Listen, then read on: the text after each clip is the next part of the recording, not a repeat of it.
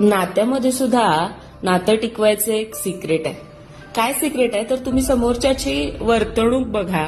ज्या क्षणाला तुमच्यासाठी खूप प्रयत्न करणारी व्यक्ती ही बॅकफूटवर जाऊन शांतपणानं तुमच्याशी बोलतीये, तुम्ही चिडलात तरी तुम्हाला समजावून सांगायचा प्रयत्न करत नाहीये, तुम्ही ओरडलात तरी शांत बसतीये, तुम्ही वेळ नाही दिलात तरी शांत बसतीये, तुम्ही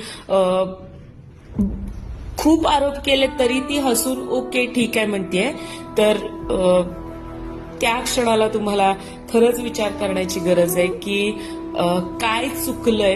कारण नातं टिकवायसाठी सगळ्यात जास्ती प्रयत्न करणारी व्यक्ती जेव्हा प्रयत्न करायचं थांबवते तेव्हा त्या व्यक्तीला तुम्ही असल्यानं आणि नसल्यानं काहीच फरक पडत नाही.